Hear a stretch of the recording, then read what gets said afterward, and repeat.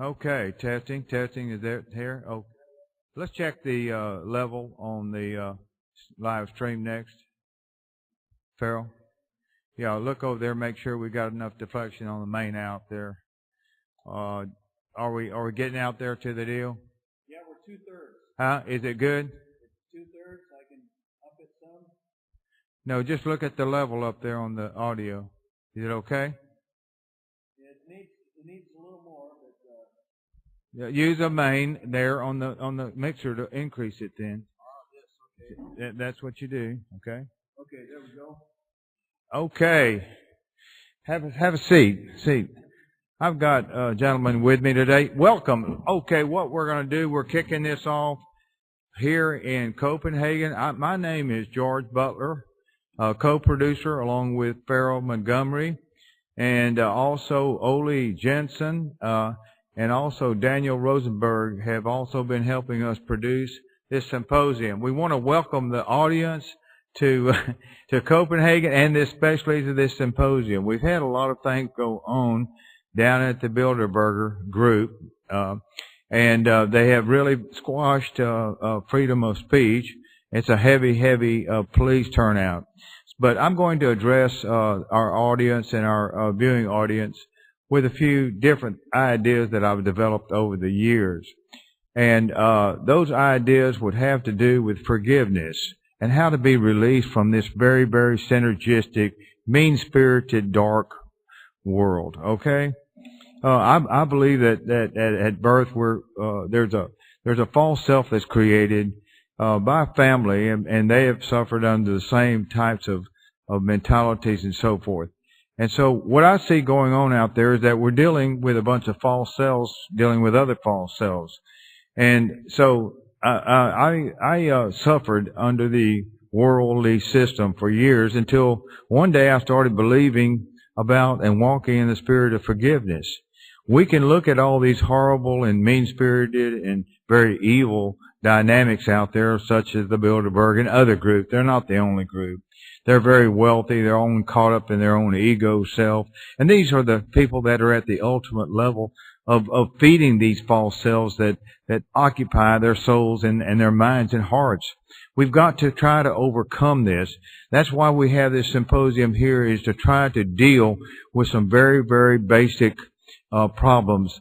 Now, I'm going to bring up to the podium just a second, up to the microphone, Klaus Spencer. And he's going to say just a few words. We're supposed to be going into about 2:30 time-wise. How are we doing, Farrell? Let's see. Yeah, just tell me the time, what you got there. Okay, time now is 1:45. Okay, we've got about 15 more minutes before the next thing that follows this is that James Corbett, we had trouble bringing him in yesterday into the symposium from Japan on our Skype connection. So what we're going to do is that we're going to play, he put up a video and he names our name in there, We the People Bilderberg group. And so we're going to be playing his his pre-recorded video into our system here, so for your viewing. But we want to thank James Corbett for making that available to us. And then now I want to turn the microphone over to Klaus Spencer, and he's going to say just some really general ideas, or put forward some general ideas. But he's going to speak for a full hour later, and also he's going to participate in a panel discussion with myself and Daniel Rosenberg and Ole Jensen. So I want to introduce Klaus Spencer to our viewing audience and to our in-house audience right now. Thank you for being with us here, Kurt.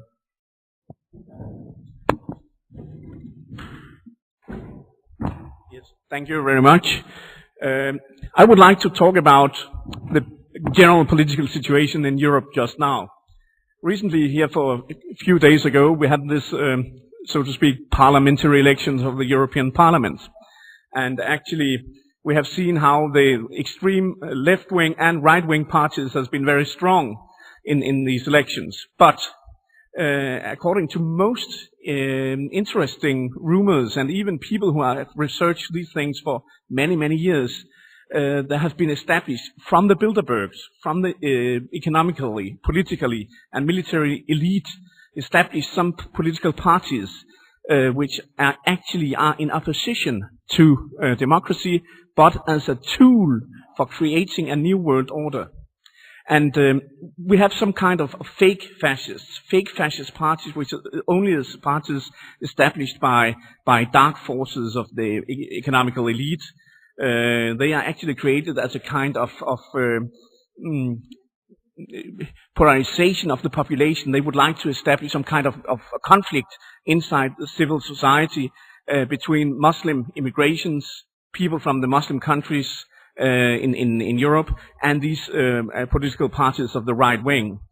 But anyway, we can see that also left-wing political parties has actually gained ground in these elections. And now Bilderberg Group is actually interested in creating some kind of confrontation in Europe, not only inside the European Union, but also outside, because we can see what is going on now in the Ukraine. Actually, it's the EU and other world powers which are interested in creating a kind of turmoil and conflict in Europe between the Russian side in eastern Ukraine and some political interests of US and Europe. And hopefully we will see that they can actually manage to avoid conflict, but we can also see that it is actually interconnected. The conflict in Ukraine is interconnected with other conflicts going around in the area nearby Europe. For instance, in the Middle East with the Syrian conflict, because actually it's the same political parties fighting each other both in Ukraine and in Syria these days. And in both places we can see fake fascists, real fascists, mercenaries, black society, military operations, false flag operations going on both in Syria and in Ukraine. We can see how one part of the elite, economical elite in the world, the Western elite, are trying to attack the Eastern elite, and how the Eastern elite is establishing a counter-offensive with the BRICS countries, with this new gas deal between Russia and China, also trying to move against the Western elites.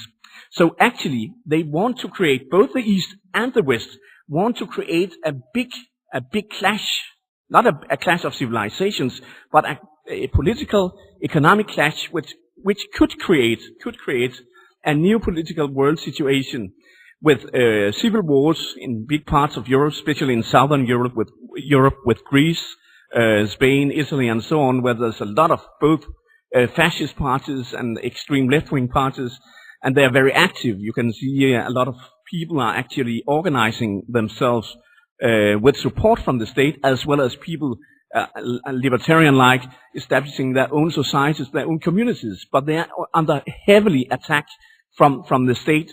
The state forces in these countries are not interested in having too many decentralized institutions, organs on their soil.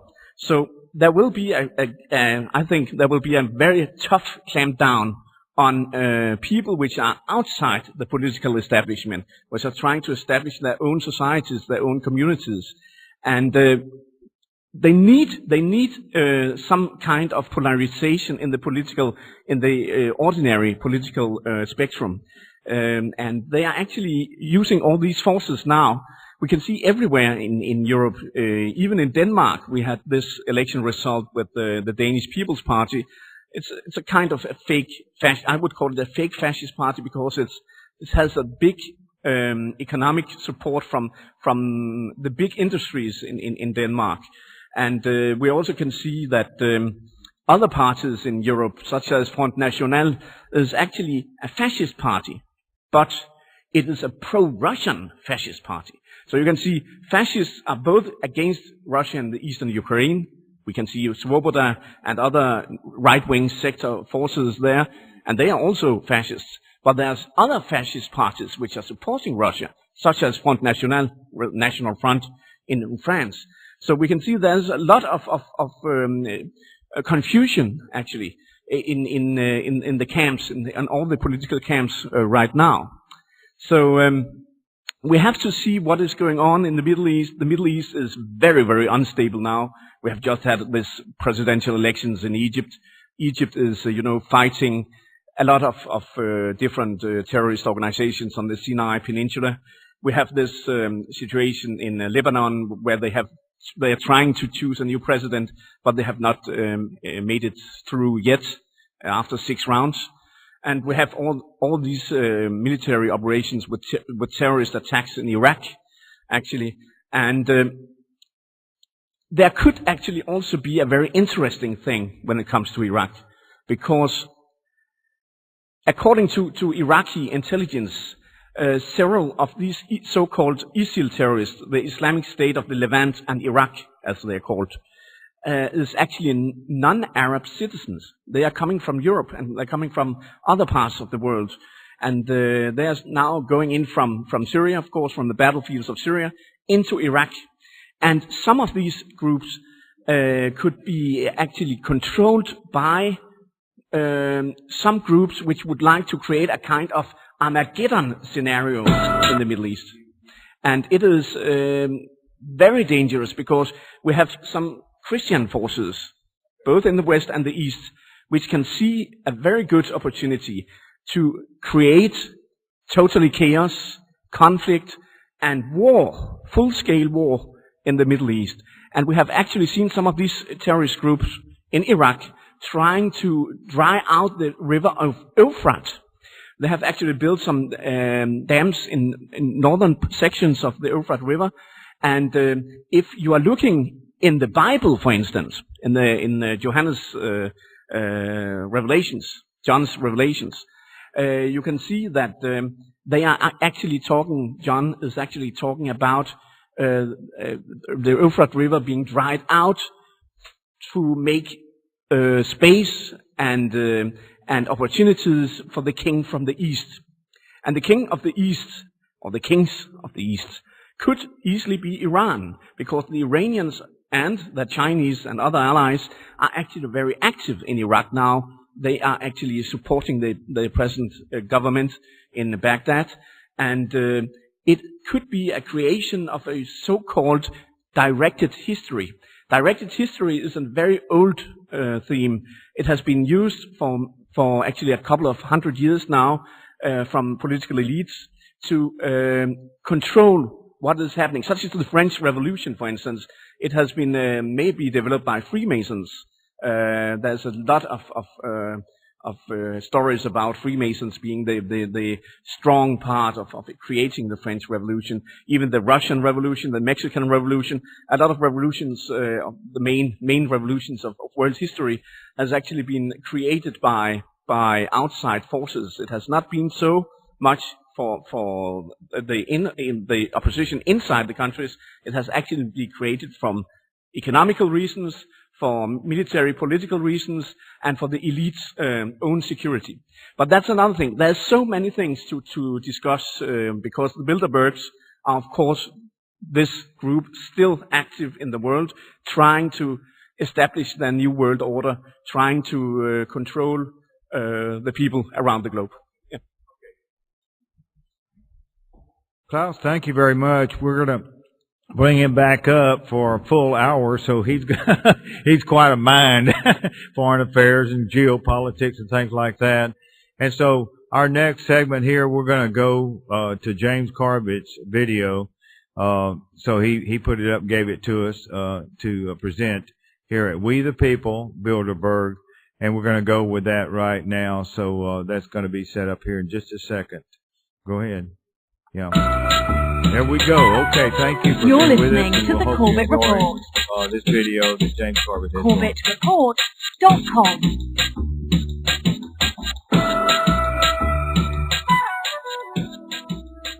Welcome back, ladies and gentlemen. Welcome back to the Corbett Report podcast after a very lengthy hiatus. Of course, I'm your host and navigator, as always, James Corbett of CorbettReport.com, joining you on this 30th day of May 2014 from the sunny climes of Western Japan.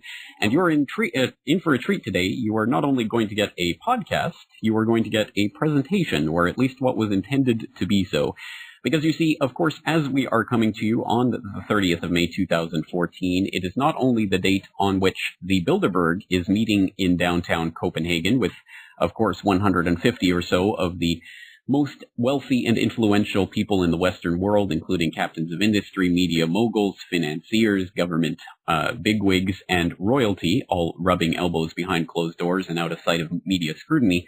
But also, there is a We the People Bilderberg counter-conference that's taking place on the outskirts of Copenhagen and is attempting to do the yeoman's work of standing in protest and standing in opposition to that meeting and what it stands for that's going on right now behind the closed doors of the Marriott Hotel. It's the open doors of the We the People Bilderberg conference, and I was due to give this presentation live via Skype, but unfortunately the gods of Skype were not cooperating. So instead, I'm recording this podcast, and hopefully the conference organizers will still be able to use this video in some form for their conference. So with that out of the way, why don't we get into the meat and potatoes of this presentation? It is entitled, Why We Must Oppose Bilderberg. And that might sound a bit presumptuous because I assume if you are the type of person who is listening to this podcast in the first place, you are probably the type of person who already has a pretty good understanding of why we must oppose Bilderberg. And I'm sure you can think of many pretty good reasons just off the top of your head. And I am heartened to hear that, of course. I'm glad that there are more and more people waking up to the Bilderberg Group and groups like it every single day and understand why this is something that needs to be opposed. So my hat's off to you if you already feel that you do have a lot of good answers to this question. But I think there are at least two good reasons for asking this question. And the first is so that we do have a good, documented, coherent answer that we can give for the people who are, well, maybe not so clued in. The people who prefer to blend in with the crowd, the people who look at the people who understand things about the Bilderberg Group and others as the crazy black sheep, fringe, lunatic conspiracy theorists, or however they want to marginalize those who actually care about the world and the things that are actually taking place in it. Because unfortunately, although we are a growing crowd and the choir is growing each and every day, we are still largely preaching to a choir, and it's important to remember, as I'm sure many of you do when you try to bring this subject up outside of your normal circles of friends and acquaintances, just how few people really do understand these issues. So it is good to have a coherent answer for these people about why we should oppose the Bilderberg Group. And I think the other reason that we should have an answer of this for ourselves is that because the answer to this question, how we answer this question, very much affects the second question, the more important question that we'll have to ask once we answer this question, which is, how do we oppose the Bilderberg Group?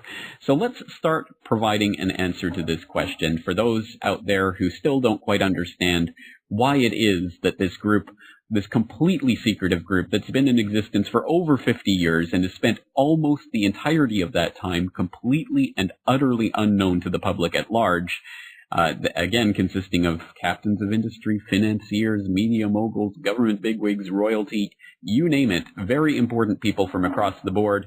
Why is it important that we understand about this? Well, of course, we can just listen to our government leaders to get that idea.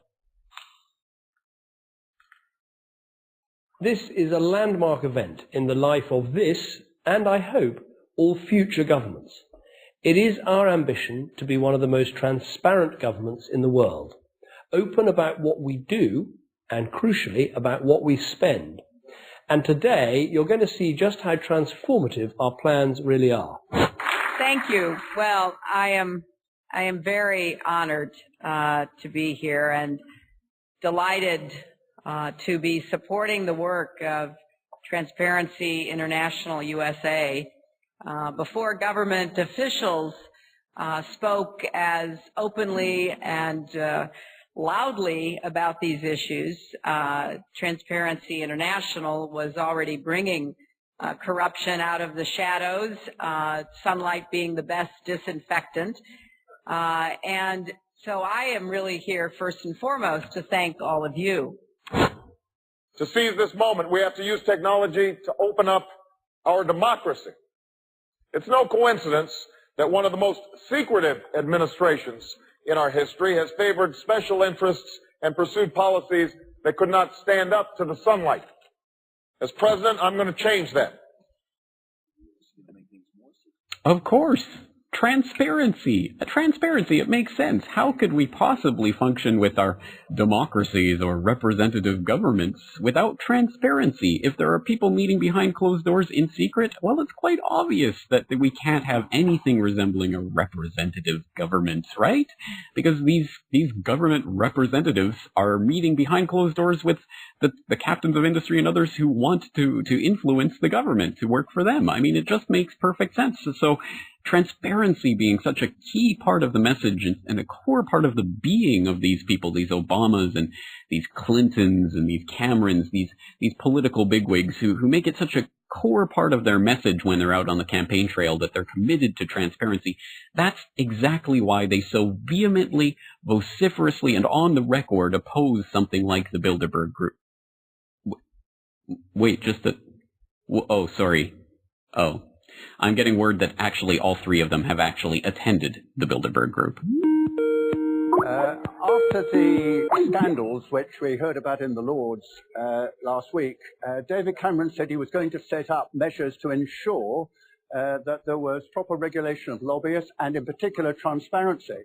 If there is any conference which required transparency, which required democratic accountability, it is the Bilderberg Conference, because this is really where the top brass of Western finance capitalism meet in order to make their deals, listen to each other, lobby, including government ministers, particularly George Osborne and Kenneth Clarke.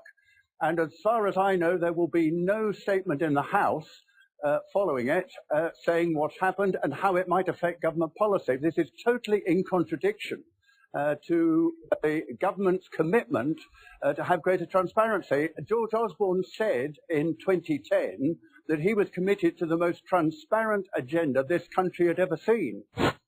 On the campaign trail in 2008, Hillary Clinton and Barack Obama disappeared for a secret meeting near Washington. Their private limos were seen entering the Chantilly, Virginia hotel where the Bilderberg meeting was taking place that same day. The Associated Press has learned that Barack Obama and Hillary Clinton have met face-to-face. The closed-door meeting comes just days after Obama clinched the Democratic nomination and just one day after Hillary Clinton's campaign announced she's planning to drop out of the presidential race. Campaign aides for both candidates say the meeting was about unity. Initially, it was believed that the secret meeting took place at Clinton's Washington, D.C. home. Obama's spokesman denied that, but won't confirm where the former rivals met. Robert, why were we not told about this meeting and that the senator wouldn't be on our flight until the doors were shut and we were about the taxi to take off? Again, we had a desire, Senator Obama had a desire to do some meetings. Others had a desire to meet with him tonight in a private way, and that's what we're doing. We witnessed at least 7 convoys of armed Secret Service entering the Westfield's Marriott, and internal sources confirmed that both candidates did attend at least one meeting inside the conference. What, you mean we can't trust the Clintons and Obamas and Camerons of the world to be truthful and forthcoming about their behind closed door meetings? You mean they're maybe not all that committed to transparency in the first place? The transparency that they admit is the only disinfectant to the secrecy and corporate lobbying, which will undermine the entire idea of representative government to the extent that we want that in the end anyway? Yes, imagine that. Well, it is obviously, and on its face, a complete breach of the public's trust that these politicians continue to lie shamefacedly about their commitment to such things as transparency as they meet behind closed doors at such groups as the Bilderberg Group. But it isn't just about trust, at least not in the U.S. context, because in the U.S. specifically, it's actually a felony law for these politicians to be meeting behind closed doors with foreign government officials. This goes back to something called the Logan Act, which was first instituted in 1798 by President Adams against a Pennsylvanian representative named Logan, who was a local representative who went on to become a U.S. senator. And he, at the time, was a pacifist who was found to be negotiating in private with certain French officials during the Quasi-War there at the end of the 18th century.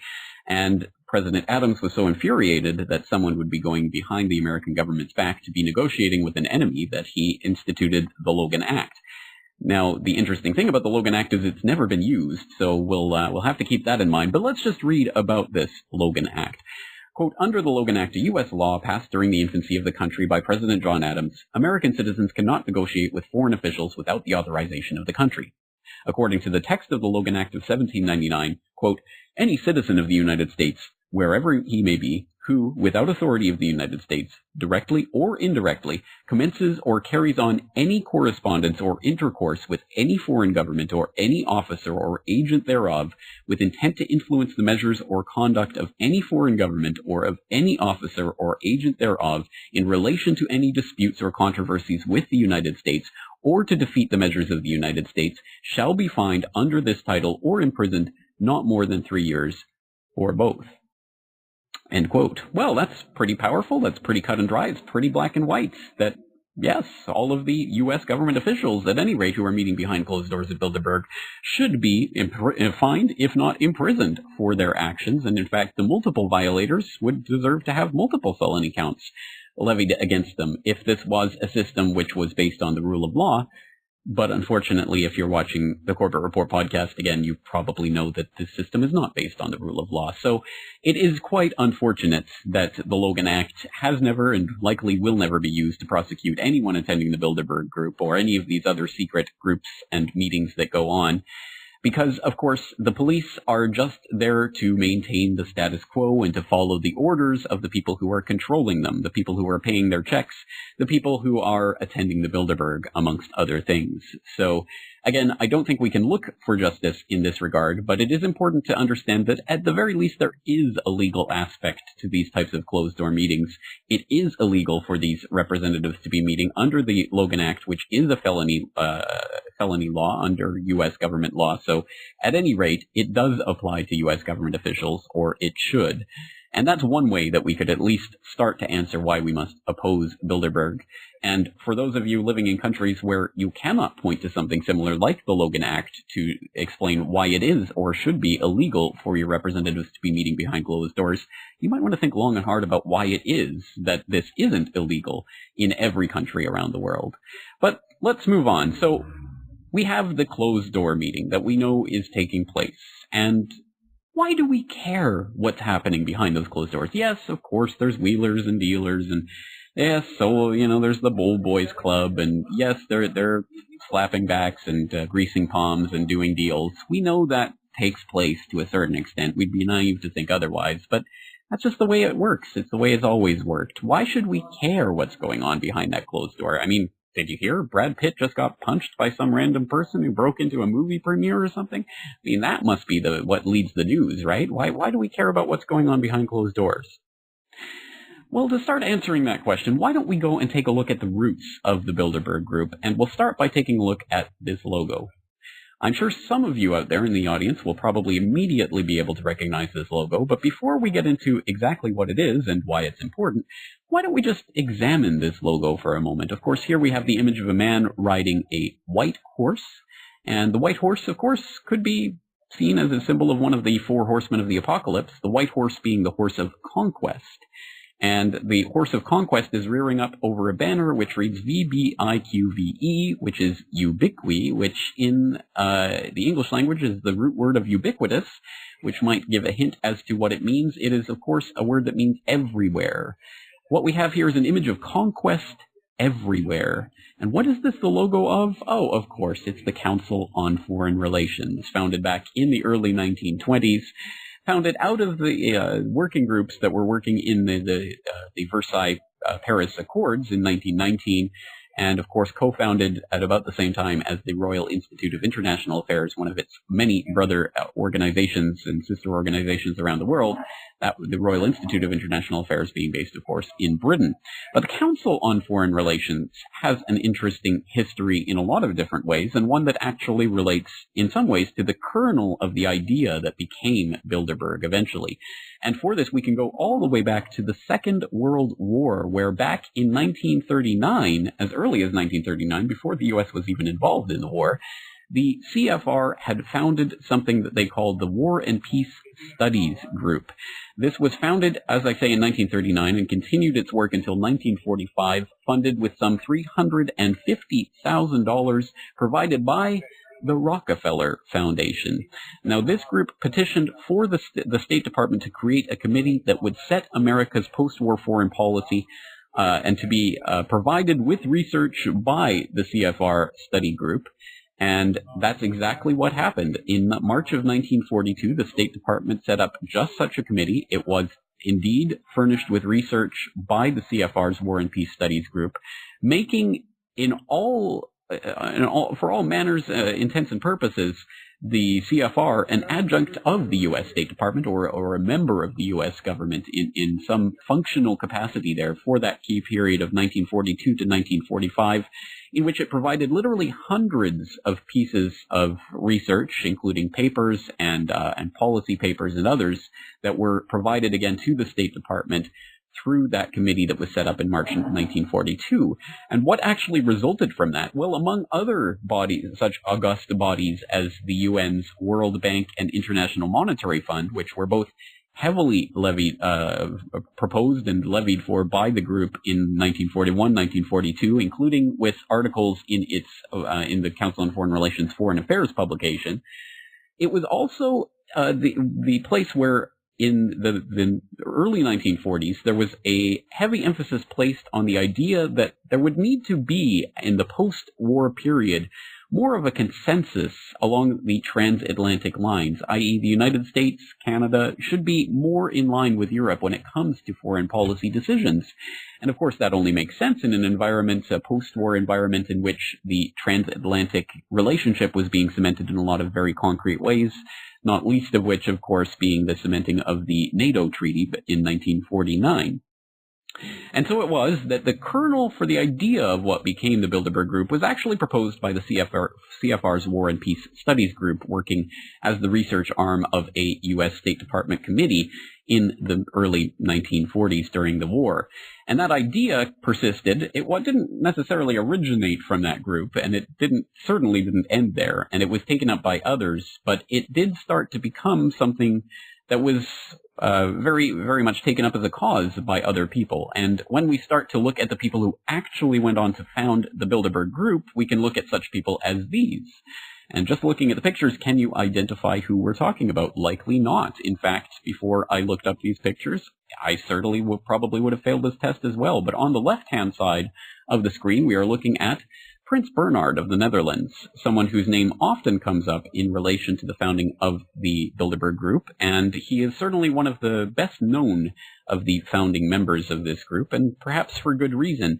Of course, Prince Bernhard is well known for his Nazi proclivities, which he denied all of his life, but in 2010, a Dutch historian uncovered documents proving that he was a member of the Nazi fraternity Deutsche Studentschaft. He was a member of the Nazi NSDAP and its paramilitary wing, the Sturmabteilung.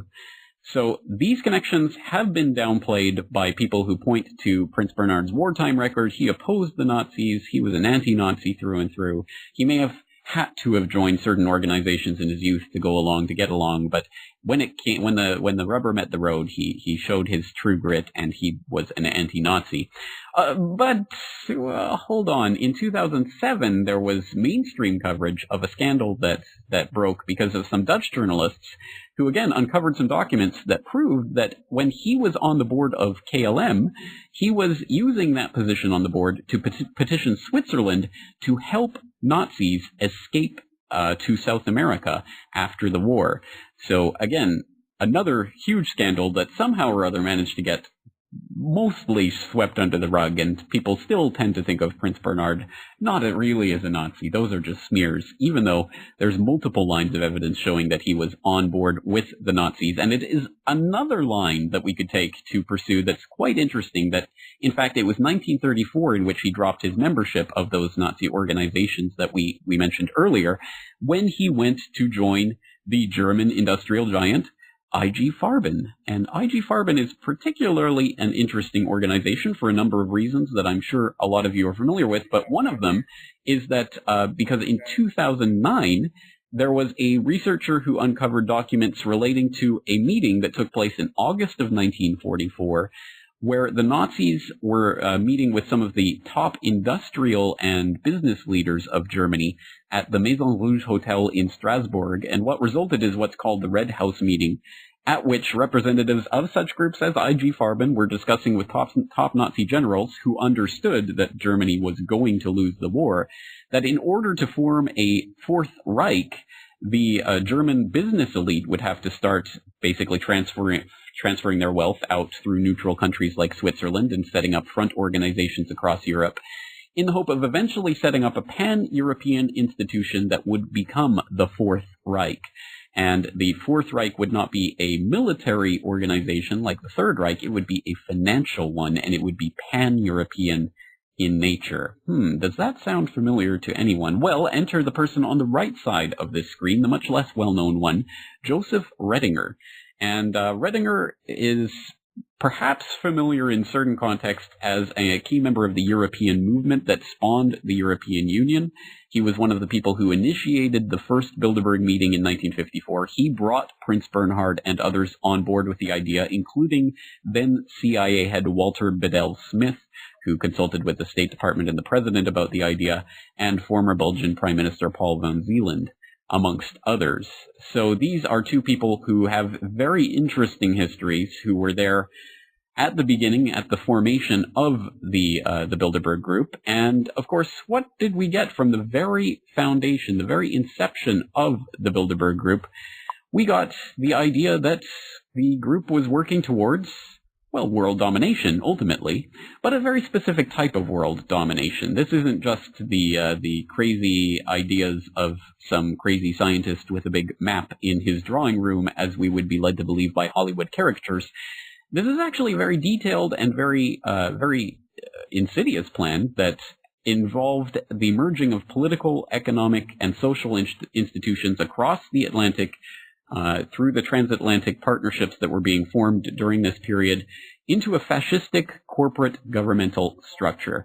And we can get glimpses of this from the documentary record that exists of the early Bilderberg meetings, including snippets of audio recordings that have finally come to light of the very first Bilderberg meeting in Oosterbeek, the Netherlands, at the Bilderberg Hotel in 1954, including a very interesting presentation delivered by Gardner Cowles, an American attendee of the first Bilderberg conference, who talked a little bit about the notion of a shared foreign policy across the Atlantic. I think I should say frankly that we in the United States feel a sense of insecurity for perhaps the first time in our history. We're deeply disturbed that there seems to be no unity among our European friends with us in the question of what should be done in Asia. This raises the question, of course, of a unified foreign policy for the Atlantic nations to underlie that NATO military pact that had just been signed a few years earlier, as we talked about. And it also harkens back to the CFR's War and Peace Studies Group's recommendation for exactly this type of body that the Bilderberg was to become, which is a body for an institution or a grouping for people to talk, people in positions of power and influence to talk about these transatlantic alliances and how it can be shaped into a coherent foreign policy. Well, just a decade after the CFR's War and Peace Studies Group was proposing it, here is people like Gardner Cowles and Prince Bernhard and Joseph Redinger and many, many others sitting there discussing exactly that, how they can more closely meld the foreign policy aims and objectives of the Atlantic nations, including, of course, the United States and Canada and all of the European nations who are convening at Bilderberg, or more accurately, the would-be ruling oligarchs, the powers that shouldn't be, over top of those nations. So it was that in 1955, the Bilderbergers met twice, in fact, and the third ever Bilderberg meeting occurred in September of 1955, the second taking place earlier in the year. And the third meeting was, the meeting minutes have since been leaked. They're available online, and of course, I'll link to them at CorbettReport.com so that you can actually find them and read them for yourself. But there are some pretty interesting snippets from those leaked documents, including the fact that the Bilderbergers were talking quite frankly about the, quote, pressing need to bring the German people, together with the other peoples of Europe, into a common market, end quote, which is, again, perhaps particularly significant in the context of that Nazi Red House meeting that we talked about earlier in Strasbourg in 1944, where they talked about how the fact that the German people, amongst the other peoples of Europe, would only be able to bring about that Fourth Reich, that political power structure that was envisioned as the replacement for the Third Reich, through a European common market. Well, what were remarkably similar languages being used here? And then, of course, the leaked documents also reveal, quote, a plan to arrive in the shortest possible time at the highest degree of integration, beginning with a common European market. That sounds like a pretty concise and coordinated and very well thought out agenda, and wouldn't you know it, lo and behold, just 2 years after that conference, there they are at the Treaty of Rome, signing the very documents that would become the foundation for the European Union. Wow, who would have thunk it? And just to put the icing on the cake, and just to make sure that we understand who is really behind this initiative, of course, we should understand that many of the signers of the Treaty of Rome, including Paul Henry de Spaak, I believe was his name, was Bilderberg attendees. So again, we have the actual Bilderberg attendees proposing the formation of a European common market as the stepping stone towards the highest degree of integration possible with, across Europe. And then 2 years later, they're the ones sitting around the table signing the documents to make it all official. So I think we understand where this process is all heading. But again, just to make it very clear, in the 1990s, we got the cherry on the sundae when we had, for example, Etienne Davignon, the former EU commissioner and also a Bilderberg steering committee member, talking about the fact that the Bilderberg had a hand in the process of the creation of the Eurozone and the euro currency. In fact, it was vital in the deliberation period of that, the run-up to the implementation of the Eurozone. And this is, again, not conspiracy. This is not something we just have to guess about. This is something that Etienne Davignon openly admitted back in 2009 to the EU Observer in an interview, where he said, quote, "When we were having debates on the euro, people at Bilderberg events could explain why it was worth taking risks, and the others, for whom the formal policy was not to believe in it, were not obliged not to listen and had to stand up and come up with real arguments." I.e., the idea, which is often floated by members of Bilderberg, that, well, for the policy decisions are not made here. There's not any substantive agreements or arrangements that are made at these. It's just a talking shop. It's just a place where people exchange ideas. Well, that is given the lie, at the very least, by statements like this one, as well as by statements like former NATO Secretary General Willy Claus, who spoke in a radio interview a few years ago saying that, of course, we go home and implement the ideas that we talked about during the meetings. So again, giving the lie to the idea that Bilderberg is just an innocent talking shop. So the next logical step that is now being taken to connect the regional governments and to create that larger sense of a shared, not just foreign policy, but economic, governmental, and corporate and military structure is, of course, happening right now in the TTIP, the Transatlantic Trade and Investment Partnership, which is a transatlantic counterpart to the equally secretive and equally worrying Trans-Pacific Partnership that is seeking to create a free trade area in the Asia-Pacific region. The TTIP between the EU and the US has been called by Bilderberg attendee David Cameron as, quote, the biggest bilateral trade deal in history, and it is being hammered out as we speak, and naturally it is being discussed, one would only assume, at meetings like the one that is taking place right now in Copenhagen, behind the closed doors of the Marriott Hotel, where many of the key officials who are talking about and deliberating in these deliberations are, in fact, now rubbing elbows with each other over cocktails. Again, anyone who is not worried about that situation simply is not paying attention. But again, we might hear the argument, so what? So who cares? This is just the way business functions. This is the way it happens. Get used to it. Yes, it's an old boys club, and yes, they all go and mingle, and they all share their little cocktails, and they all have their little fun at their party, and they do a few deals behind closed doors. But what's so special about this meeting, about this Bilderberg that takes place? Well, two things. Firstly, we can very much say with a great degree of confidence that the agenda of the Bilderberg Group is aggressively and explicitly corporate fascist in nature. And to get an idea of that, you can take a look at the image like the one that is being displayed right now. Now, you can't possibly make out the detail of that image because it is much, much, much too large to really encapsulate on the screen. But I, of course, will put a link in the show notes so you can go and take a look at this entire graph for yourself and see how the core members of the Bilderberg Group there in the inner circle, those people, all branch out and have multiple interlocking connections to all of those hundreds and hundreds of corporations that ring the outside of that group, i.e. the Bilderberg Group can be seen, can be visualized as a web of connections between this corporate fascist global government that is forming. It is nothing less than a complete integration of the business, financial, and governmental functions as exemplified, as personified in these people who are meeting at the Bilderberg Group. Now, again, this is not just metaphorical. This is not something we have to guess at. We can look at the specific documentary record for more evidence of what this global fascistic agenda really is about and what it is aiming for by looking, for example, at the transcripts and meeting minutes of the 1968 Bilderberg Conference that took place in Canada, at which George Ball, whose middle name is actually Wildman. You cannot make this stuff up. George Wildman Ball.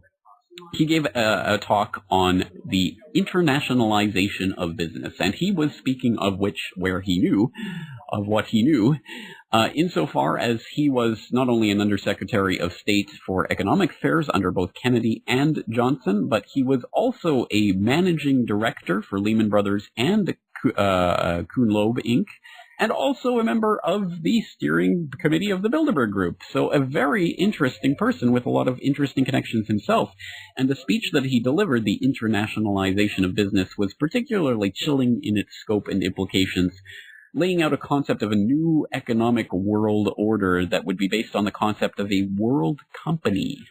It required the elimination of the nation state as a prerequisite to the implementation of this plan, and as Ball himself asked, according to the meeting's transcripts, quote, where does one find a legitimate base for the power of corporate managements to make decisions that can profoundly affect the economic life of nations to whose government they have only limited responsibility?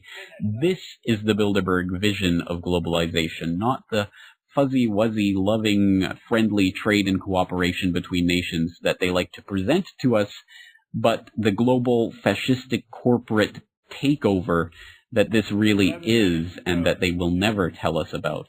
And unfortunately, it is only ever revealed in snippets when some of the goings-on of the meetings of the Bilderberg and other such organizations finally do come to light. So that's one thing to understand about why it is important that we understand what they're doing behind these closed doors. The other thing to note about this process, that it is aggressively and unashamedly conspiratorial.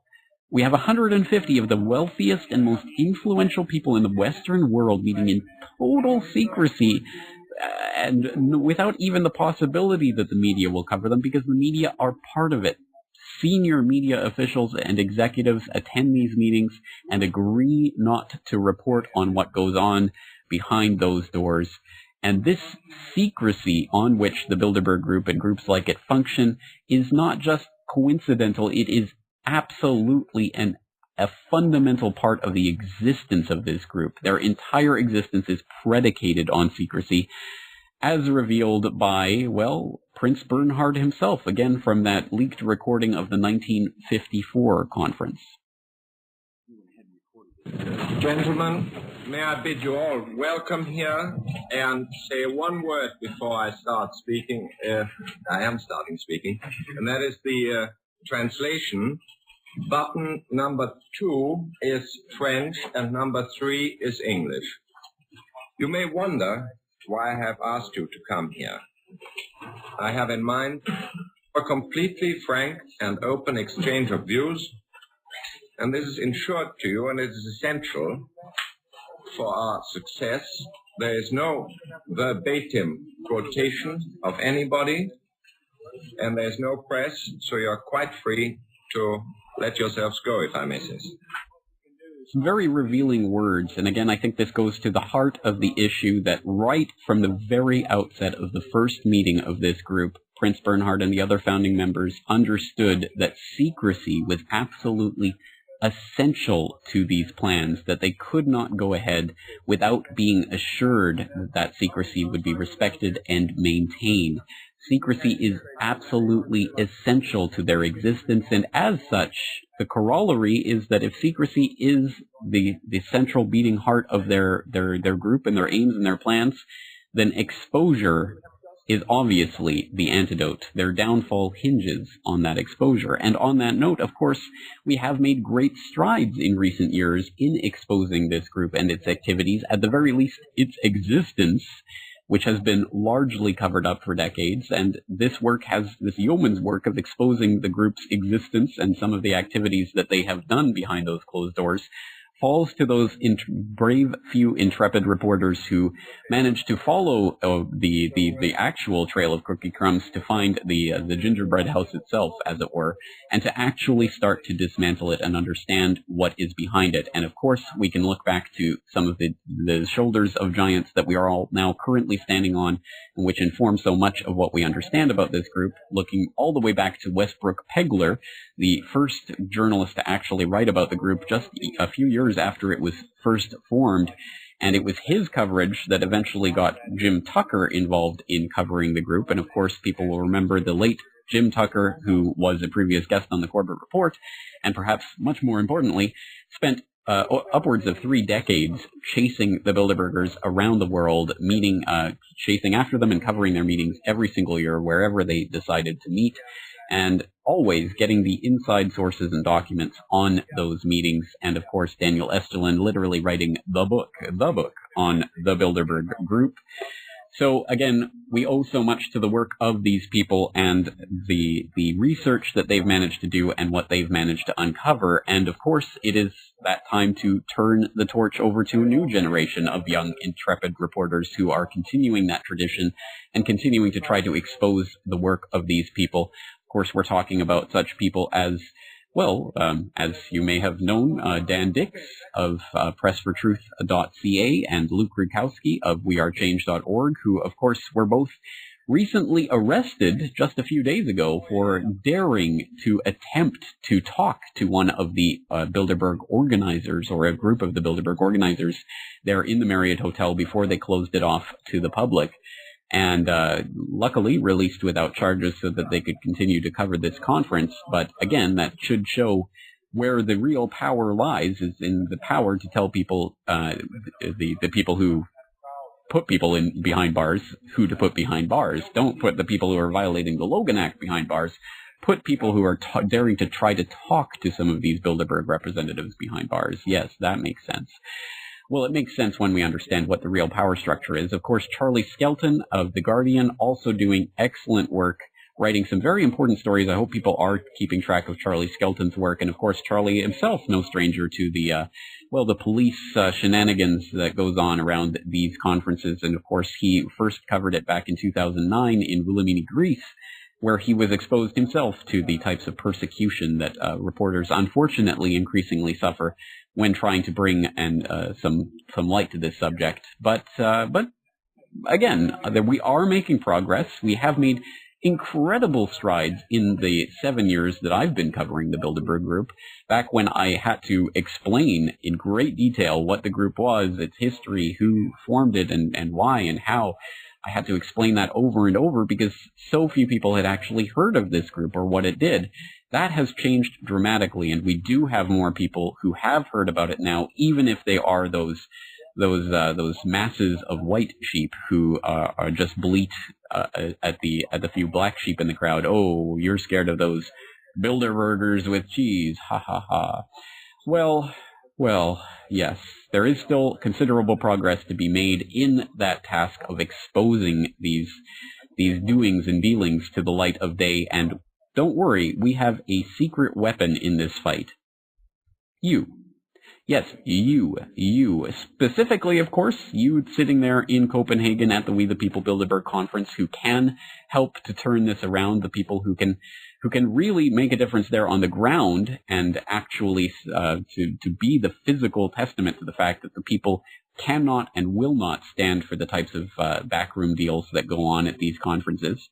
So you and you, the viewer at home who's taken the time to actually sit through a presentation like this and imbibe some of this information and take it on board and understand more about this world and how it works. And you, as in me, as in all of us, every single one of us who has access to this information and understands why we must oppose Bilderberg, you are going to be ultimately part of the solution. And that solution, again, the question why we must oppose them, because they are operating completely in secret with utter impunity. And again, what is the answer to that? How do we effectively oppose them? We expose them. We have to expose their dealings, and we have to expose them to the greater light of scrutiny, because just like a magician's trick, if we don't know what they have up their sleeve, then they can pull it out at any time and shock and surprise and delight who they want. And if we do know what's up their sleeve and we can explain it beforehand to the audience, the entire power of their trick is completely broken in their face. And that is exactly what we have to do. It's what we're doing with such things as false flag terrorism, which is becoming a less effective tool because people are more aware of it. And it is what is happening to groups like the Bilderberg, which are finding it more and more difficult to find a moment's respite, a moment's peace away from these protesters during their Bilderberg weekends away, that it is unlikely that they are even seriously treating the Bilderberg in the way that they would have 10, 20, 30, 40, or 50 years ago. Now, it may more be a type of talking shop or a weekend away, and the real dealings, again, are going even further underground. That is not an excuse for us to just throw up our hands and say there's nothing we can do. It's an excuse for us to go even further, because these people are not immortal. They are not omnipotent. They can be brought down. There are 6,000 of them, according to Henry Kissinger minion David Rothkopf, who wrote Superclass. There are about 6,000 of these operators, these super gophers who can run around the world and pretend to direct things by being on the boards of various groups and companies and governmental organizations and what have you. 6,000 of them and over 7 billion of us, free humanity, who do not have to sit down and take it. There are many, many, many, many more of us than there are of them, and we have to understand that. We have to start visualizing that to understand the power that we have in these situations. Look at this picture. This is an exact picture of the situation. In fact, it's even more overwhelming if you were to actually do this statistically of the 6,000 or so of the superclass versus the 7 billion of humanity. The superclass would be the tiniest of tiny dots in the center of that picture, and the mass of people around them would be literally overwhelming, uncountable, unbelievable, unseeable.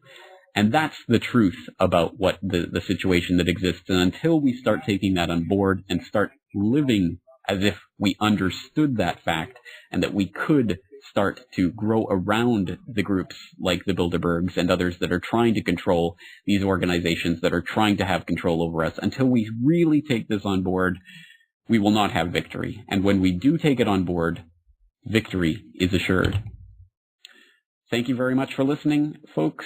Once again, this is James Corbett of CorbettReport.com. I really do appreciate you sitting around for this presentation. And again, I really do believe that you are part of the answer. So please do what you can to help spread this information to others in whatever form you think is best. And once again, I am James Corbett of CorbettReport.com. Thanking you for joining me.